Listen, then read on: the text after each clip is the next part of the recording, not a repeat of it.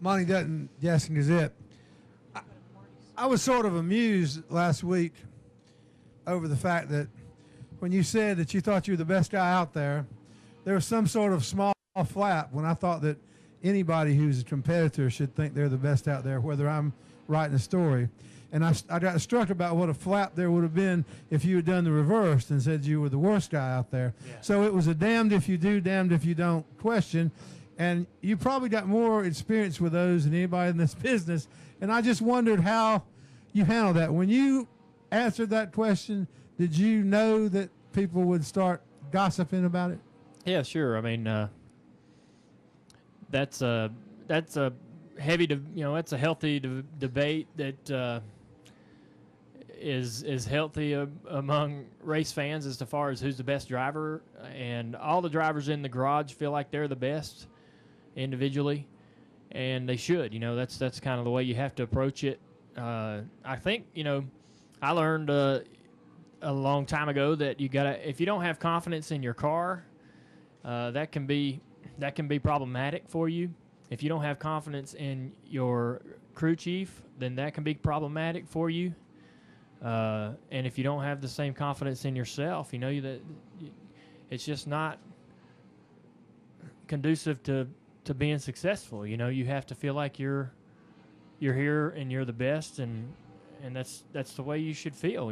I think in any profession, you have to have that kind of confidence, and that's you want to have that kind of confidence, and I think that's the way to be. So I don't know. I figured that that was definitely debatable, and the race fans are going to voice their opinion, and that's good. And I certainly don't like to rock any boats, but you got to answer the question honestly. Let's go to Marty, David Newton. We'll come over to Reed, and then to Doug. Marty Smith, ESPN. Dale, take me back to 4 years ago here, please, and what you remember about that night when you and Kyle were racing for the win.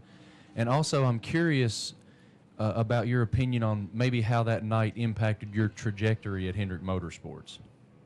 Yeah, I don't think it really had a big effect on, our performance going forward. I feel like that, we had some good runs after that, and we struggled as a team at times too. But, it didn't really change the dynamics between me and Tony Jr., which ultimately, that sort of, played itself out.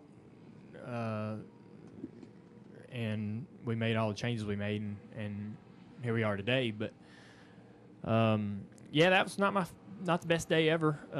It was, I remember I don't remember much about the race, but we were running well, and I remember Denny had a flat and brought out a caution. We had a pretty decent lead with just a few laps to go, and it gave Kyle an opportunity to race us on that restart, and we got down in the corner, and I'd been moving up the racetrack, and he, as I was moving up track, he was moving up the track to open his corner up and give himself a better opportunity in the middle of the corner to roll the center, and turn 3 is the corner. Turn 1 too. I mean, both these corners going on the inside of somebody, it's real easy to get in there a little too hard. I wrecked Kyle the next race here, getting into one, kind of doing the same thing, just over driving the car on the inside of him, and I run over Jimmy Spencer getting into 3 once in my first race here in 1999, just overdoing it, and it was for the lead with a few laps to go, and it was really difficult to stomach, but it sure was exciting, and it was a difficult pill to swallow, but we've had a lot of good runs here, and we've had some good runs since, so hopefully we can get a win. I'd like to I'd like to win here again, and that would definitely make me feel a little bit better about it, because I felt like we had the caution not come out, I think we would have probably won that race. Good, David. Yeah, David Newton, ESPN.com. 2 questions. One, what did you think of the decision at Bristol to just go with the grinding? And 2, with 2 straight weeks of no wrecks, are you kind of predicting all hell's going to break loose this week? No, I don't think all hell's going to break loose anywhere. But you just you might see an uptake in cautions being in short track racing, or you might not. You just never know what you're going to get. I myself, there's positives in both styles of events. Races that don't have a lot of caution to me are interesting in watching the cars change and how they handle differently on long runs, and watching guys come and go as far as their cars getting faster on the long run or having trouble on the long run. I enjoy that, and I enjoy obviously car races with a lot of cautions and a lot of restarts and a lot of there's pluses to both sides of it. And I think there's fans that enjoy both sides of it, but I don't know when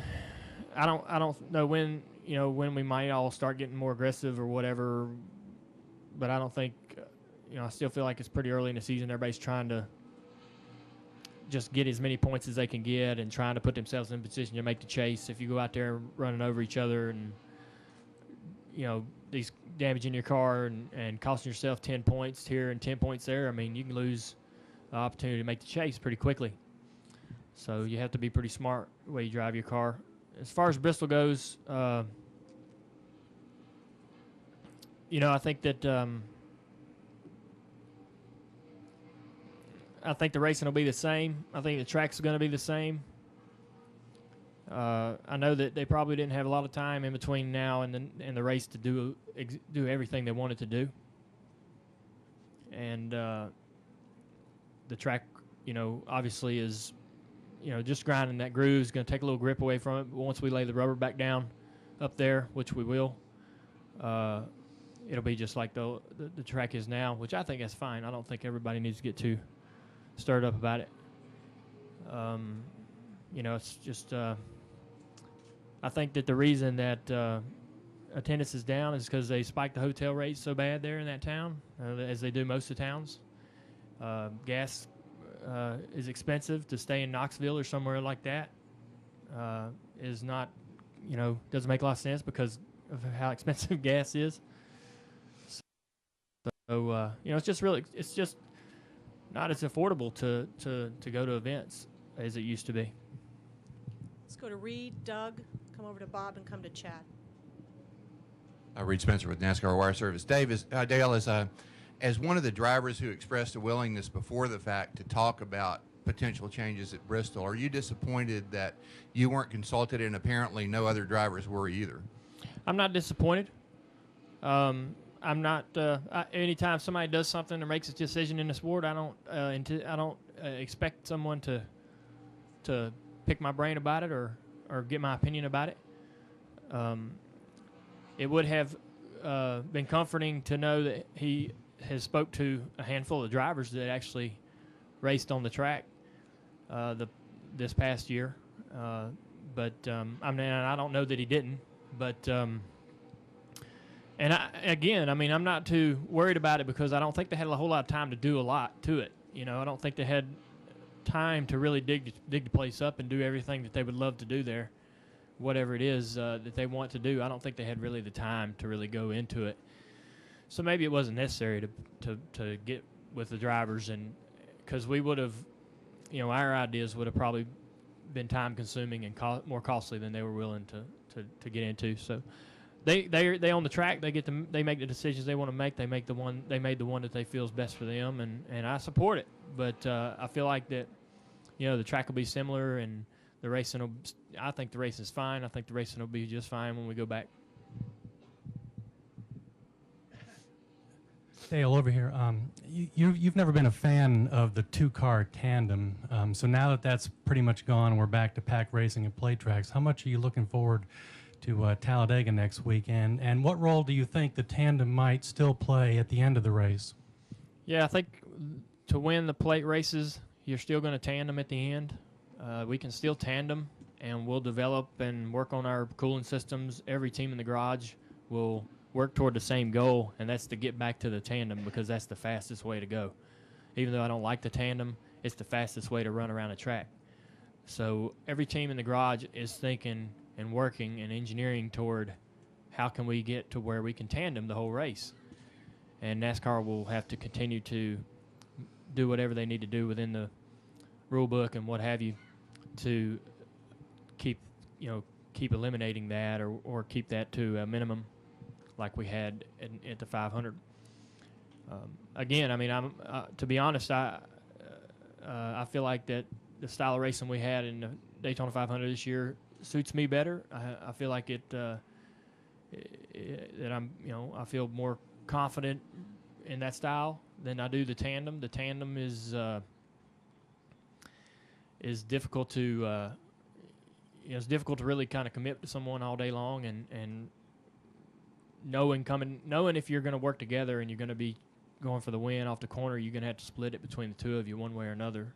You're going to run second or you might win. It's just difficult to understand. It's difficult to really grasp that and and feel like that to you is racing. And at its purest form, to me, it's not. So the way we did it in the 500 was nice, but the tandem's going to win the race, which is fine to me.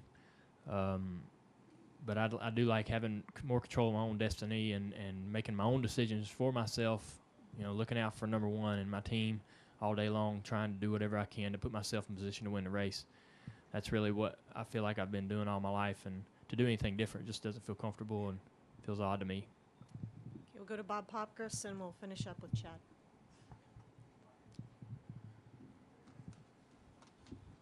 Bob Popkris, Sporting News. You talked about guys maybe not wanting to race too aggressively in danger of losing points and not making the chase, but you're fourth in points. You got a 64-point cushion.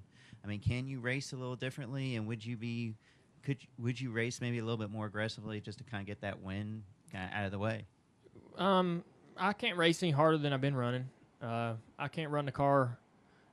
There ain't a lap that I've ran to this point this year that wasn't ran as hard as it could be ran, as far as I'm concerned. I haven't, Brad, I read a quote from Brad in the USA Today or some newspaper this morning where he was talking about the aerodynamics are playing such a big role and that we can't even get to each other to really race. And to he has a great point. You do see side-by-side racing, especially at short tracks and stuff, but on the bigger mile and a halves, you are kind of limited a little bit by the aero and the dirty air from the car in front of you still. I mean, that's always going to be a factor no matter what. There's nothing really that can be done to eliminate that entirely.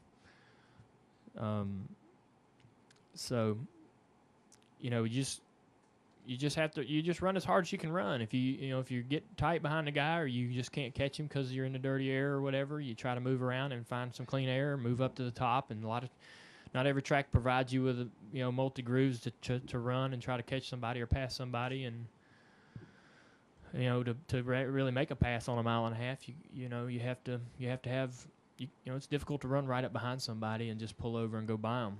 So the cars get pretty tight in that dirty air, but I think everybody runs as hard as they can, and everybody's as aggressive as they want to be. I don't think we're all out there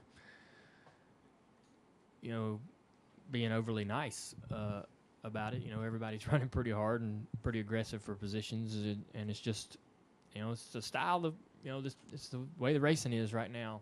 It's how it is, and I don't think that there's much that can be done to alter it. But I really don't see a problem with it. But I know I'm not watching the races; I'm driving in them.